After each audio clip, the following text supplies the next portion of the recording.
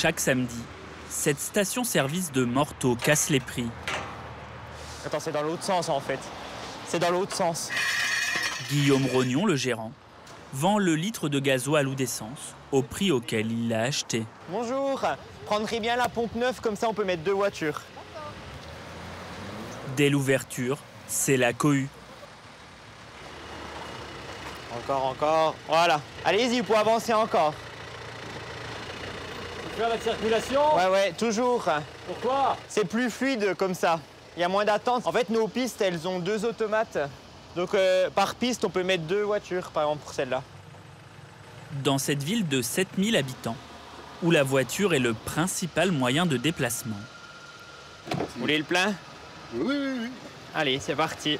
La facture est salée pour les automobilistes. Un plein, ça me fait à peu près 15 jours. Vous faites 2 pleins Ouais. par mois? Oui. Et pour combien? Sans... parce que j'en avais déjà un peu, il faut compter 70, 140 en tout. 50 € pour 2 Diesel, pleins. ouais. Et avant, c'était combien? Je mettais quoi, 80, 90 hein. C'est sûr qu'aller au travail a un coût aujourd'hui, ça c'est... On est obligé du coup de profiter un peu de la moindre occasion pour gratter quelques centimes, comme on dit. Je fais plus de 60 bornes par jour pour aller travailler, donc c'est non négligeable. Bonjour, ça vous fait 50 €, merci beaucoup. Le gasoil, le carburant le plus utilisé en France, plus d'une voiture sur 2, a vu son prix flamber ces derniers mois. Ah voilà. Plus 22%. Il y a un an, le gasoil était à 1,257, le prix moyen vendu en France. Pour aujourd'hui arriver au mois de novembre à plus d'1,55. Donc ça fait une évolution de 30 centimes. Par litre. Par litre. Donc c'est super conséquent pour le client. Hein. Sur un plein Sur un plein, ça fait facile plus de 10 €. Hein. Depuis 1 mois et demi, les 4 stations-service de Morteau vendent leur carburant à prix coûtant, une journée par semaine. Des opérations commerciales destinées à capter une clientèle acculée par la hausse des prix. Carburant, mais aussi gaz, électricité. Le prix des énergies du quotidien ne cesse d'augmenter depuis janvier dernier. Dans le Doubs, département où les températures sont parmi les plus froides de France, la famille Rognon, qui tient la station-service et qui livre aussi du fioul, a vu des milliers de ses clients plonger dans la précarité à cause de ces hausses.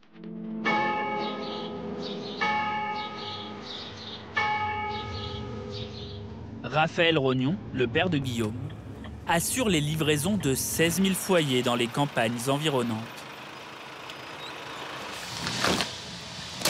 Ici, les habitants se chauffent essentiellement au fioul. 47% d'augmentation en 1 an.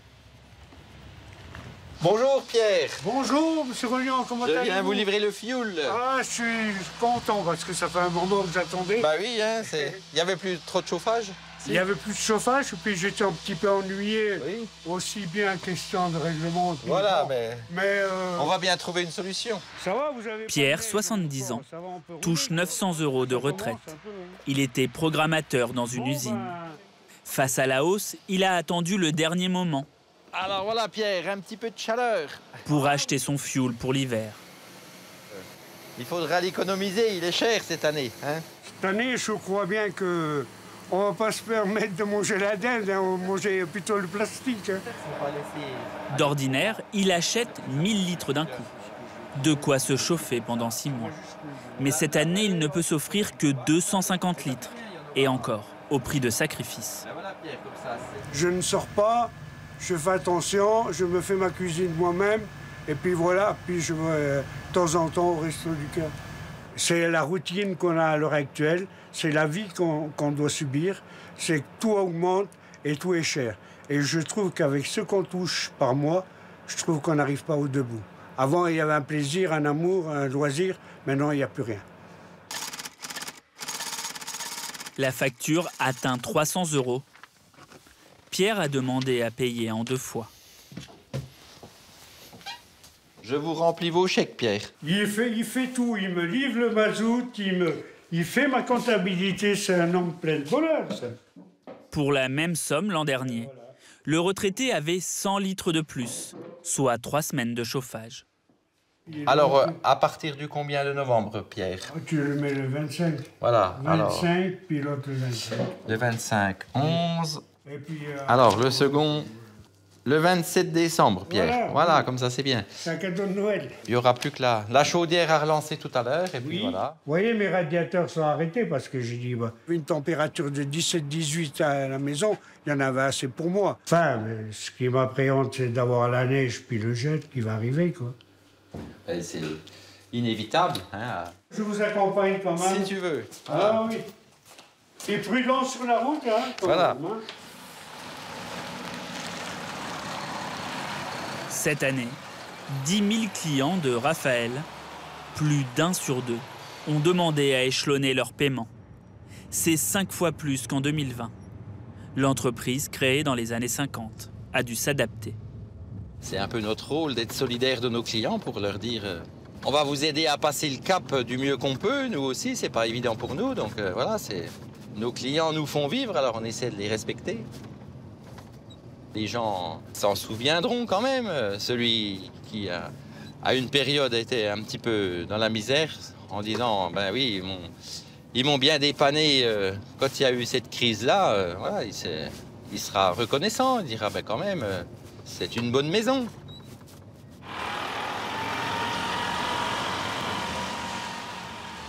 À chaque livraison, Raphaël fait du cas par cas pour les paiements. Oui, j'ai vu avec Guillaume. Oui. Comme avec Virginie, 47 ans, divorcée. Donc il m'a fait une faveur. Voilà. En me mettant, il m'a dit on vous mettra 1000 litres. C'est ça. Et donc, je vous donnerai 300 €, mais pas aujourd'hui parce que Oui, mais il n'y a pas de j'ai problème. pas encore ma paye. Voilà. Je vous les donnerai lundi. Et puis après, il y aura 4 paiements de Il y a pas de 197 souci. €. Voilà. Au moins, vous aurez un petit peu de chauffage pour le week-end. Oui, ça va faire du bien parce Voilà. que, regardez Oui, mes mains. je vois que Je c'est... suis en train de choper des plaques tellement il fait froid. À cause du froid. Dû au froid, forcément, oui. Ça commence à gercer, ça. Et puis j'ai des endroits, ça craque, là, ici. Ces 1000 litres de fioul, Virginie va les payer 1088 €, Oui, ou alors oui, il faut aller habiter dans le sud. contre 657 l'an dernier. Mais elle n'a pas le choix. Elle travaille à son domicile. Elle est assistante maternelle. Qui vient mon petit loulou? Elle garde 3 enfants, dont Malo, 5 mois. Salaire mensuel, 900 €. La salle de jeu des petits zouzous. Sans fioul, Virginie n'avait pas de chauffage. Elle a dû condamner cette pièce au début de l'automne. On va prendre un ballon, Malo? Alors, on va pas rester dans la salle de jeu, Malo, parce que ça... Il fait froid. Il fait combien dans cette pièce, là, dans la pièce de jeu? Alors là, je saurais quoi vous dire. Il fait 15 degrés, à tout casser, même pas. Jusqu'à présent, Virginie ne pouvait vivre et travailler que dans sa cuisine salle à manger. Donc voilà avec quoi je chauffe. Et il est allumé en permanence, il est sur 9, fonction confort, donc au maximum. Je risque de perdre mon emploi si jamais les enfants ne sont pas chauffés, pas bien nourris. Enfin bon, voilà. C'est pour ça que je me sacrifie beaucoup pour eux. J'ai pas envie de perdre mon travail. Hein? Dis voir. J'y tiens trop, mes petits zouzous. Hop là. Ça y est, Maëva, il y a du fioul. Mais oui, là, douloureuse, tiens. Virginie vit avec sa fille de 19 ans. Maëva vient d'être embauchée comme piqueuse dans une entreprise de maroquinerie. Salaire net, 1200 € par mois. Par contre, tu pourras me donner, toi, 150, puis moi je donnerai 150. Tu garderas les 80 que je t'ai donnés, et puis je te donnerai le reste que j'ai sur mon compte. Ouais, parce que, ça... Vous êtes obligé de demander à votre fille? Oui, là, elle vient d'avoir sa première paye. J'ai déjà payé ton téléphone. Le mois dernier, elle m'a déjà payé mon téléphone, oui, parce que je m'étais retrouvée sans téléphone. On pouvait m'appeler, mais je ne pouvais pas appeler, alors qu'il n'y avait que 30 €. Hein? Oui, il y avait que 30 €. Et puis, ma fille a été super gentille de me les payer avec son salaire. C'est un peu dur parce que... Ouais, elle n'arrive pas à finir les fins de mois. Là, je pense que ça sera moi qui finira les fins de mois. Alors qu'elle pourrait garder son salaire pour elle, pour pouvoir payer son permis, s'acheter une voiture, mais normalement, c'est moi qui devrais subvenir à ses besoins et puis de voir que ce soit elle qui soit obligée de subvenir aux miens. C'est le monde à l'envers, quoi. Selon les économistes, le pouvoir d'achat des Français aurait légèrement augmenté ces dernières années. Mais la flambée récente des prix de l'énergie n'a pas encore été prise en compte. Électricité de 38, je suis passée à 80. Nous avons demandé à Virginie de comparer ses factures mensuelles de 2020 et de 2021. En essence, 200 €, je suis passée à 140. Et pour le fuel de 400, je suis passée à 560. Là, on a 242 € de plus, quoi. Si ça continue comme ça, on ne pourra jamais s'en sortir. Ça devient infernal. On survit, tous les mois, on survit. À chaque fois, on n'a que ça en tête. Il y a ça à payer, il y a ça à payer, il y a ça à payer. Il va rester que ça. Comment on va faire? Vous avez ça en permanence dans la tête. Virginie cherche à garder un 4e enfant. Elle pourrait gagner 300 € supplémentaires. Toutes ces hausses sont liées à la reprise simultanée des économies mondiales après la crise sanitaire. Une trop forte demande de toutes les énergies par rapport au stock. Oui, Michel, c'est Guillaume. Pour les stations indépendantes, comme celle des Rognons à Morteau. Est-ce que tu as pu regarder pour le prix du gasoil à Lyon pour leur baisser un petit peu? Trouver du carburant à prix compétitif est un défi quotidien. Guillaume et sa salariée surveillent en permanence le cours des carburants. Je peux descendre pour l'instant qu'à 1265. Ok. Non mais je pense que ça va le faire, mais... Pour obtenir le meilleur tarif, Guillaume négocie avec 12 dépôts pétroliers partout en France.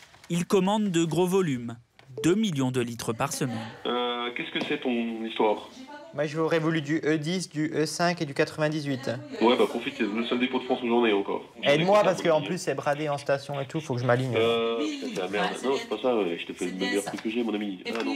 Surtout, grâce à une grosse trésorerie, Guillaume paye comptant. Il ne demande jamais de délai de paiement. Le gasoil, on avait 1262, c'est mort. Hein. Le gasoil, on a mis 10 balles de plus. Ok, ouais, je te laisse, pas de problème. Merci, Guillaume, Flo. Salut, bye. Vous êtes un trader en fait. C'est notre métier. Hein. Il y a l'expérience qui fait, on sent quand c'est le bon moment qu'il faut acheter, voilà. Des fois, il faudra acheter l'après-midi, des fois, il faut acheter le matin, des fois, on achète le jour même pour livraison le jour même, donc voilà. Donc on essaie d'acheter vraiment au moins cher pour vendre le moins cher, voilà. Et c'est le nerf de la guerre dans notre métier, hein. C'est vraiment batailler. Quand Guillaume ne vend pas à prix coûtant, sa marge est de 3 centimes par litre. Il affirme qu'elle n'a pas bougé depuis 20 ans. L'État, lui, prélève en moyenne 60% de taxes. Sauf sur le superéthanol, un biocarburant composé d'alcool, de canne à sucre et de betterave. Il est vendu 69 centimes le litre. C'est le seul carburant où lorsque l'on remplit son réservoir, le prix défile moins vite que le nombre de litres. Pour 28 litres, 60, j'en ai pour 20 €. Vous allez faire des jaloux, hein? Oui. Une facture divisée par 3 pour Alexandre. Grâce à ce petit boîtier, voilà. Il lui permet de rouler au superéthanol sans encrasser son moteur essence. Sur ce modèle-là, c'est aux environs de 700 €. À force de faire des kilomètres, on s'y retrouve. Moi, en 6 mois, je l'ai amorti. Je m'en sortais plus au niveau de mes plats, quoi. Ça devenait hors de prix et moi, je ne pouvais plus aller au travail sereinement, quoi. Je ne savais pas si j'allais finir la fin du mois. Alexandre s'est converti au biocarburant il y a 3 ans, après les hausses de prix qui avaient déclenché le mouvement des Gilets jaunes. Technicien de maintenance dans l'agroalimentaire. Il gagne 1 800 € net par mois et parcourt chaque jour 90 km aller-retour pour se rendre à son travail. Et quand vous entendez les politiciens qui disent qu'il faut passer sur la voiture électrique, comment vous réagissez à ça? Ça me scandalise un petit peu, quoi. Je ne peux pas me permettre d'acheter une voiture électrique, même avec les aides de l'État. C'est quand même trop cher. C'est plus pour les catégories de gens qui vivent en ville, qui peuvent prendre leur vélo pour aller travailler. Moi, je peux pas faire 50 km en vélo sous la neige, sous le verglas, etc., quoi. Ils sont gentils avec l'écologie. Je suis d'accord qu'il faut être écologique, mais il y a des limites.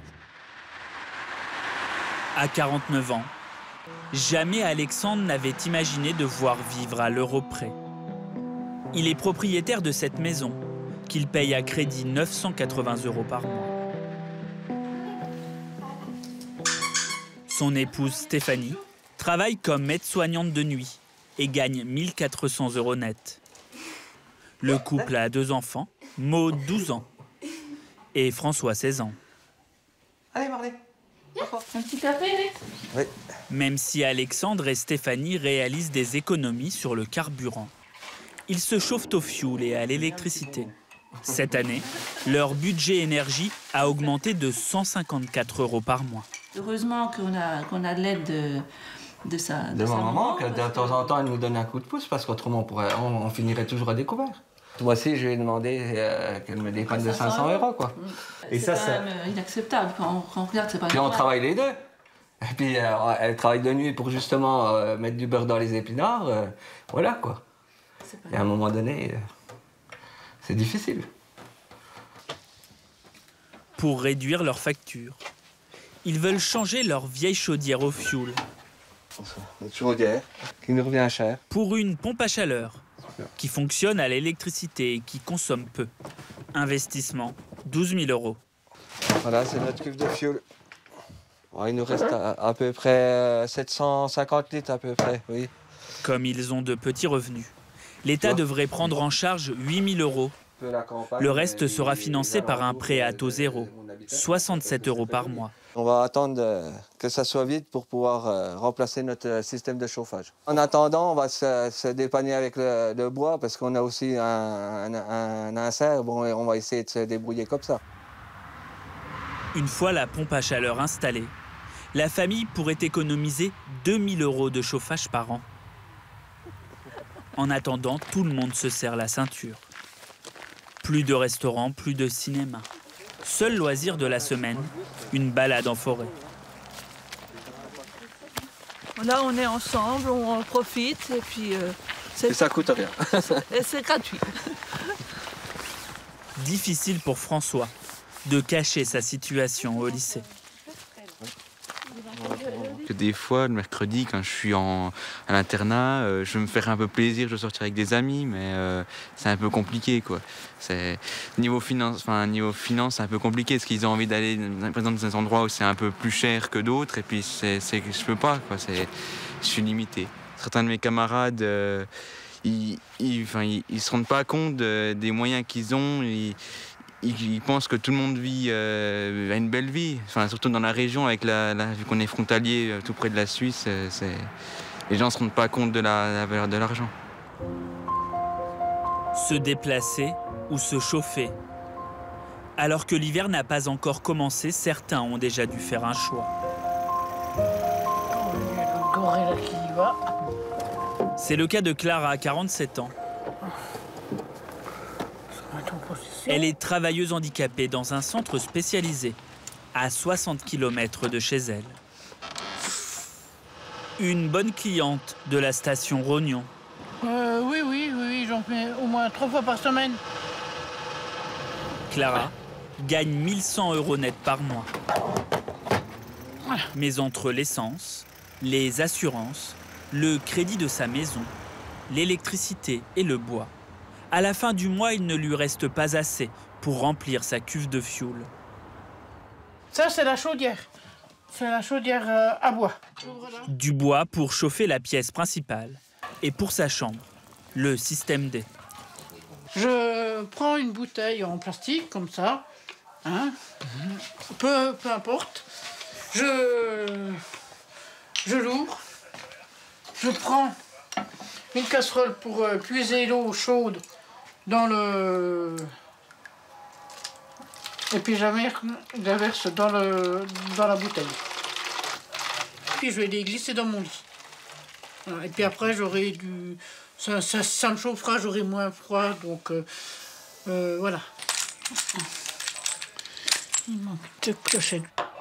Tous les soirs, Clara attaque une deuxième journée de travail. Pour se payer du chauffage, elle s'est lancée dans la fabrication de petits objets.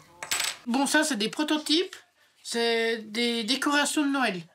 Elle compte les vendre sur les marchés. J'en ai d'ailleurs 2-3 de finis. Je vais vous montrer. Ça, c'est des petits lapins. J'en ai là. Voilà, ça, c'est une grenouille, par exemple. Ça, c'est un petit chien. Ça, c'est encore des petits chats. Des papillons. Voilà. Je fais des fraises. Ça va me porter quand même un petit peu, une centaine d'euros, entre 100 et 150 euros, quoi. Un pécule auquel Clara pourra ajouter d'ici quelques semaines la prime carburant de 100 € annoncée par le gouvernement. Comme elle, 38 millions de Français qui gagnent moins de 2 000 € net par mois pourraient en bénéficier.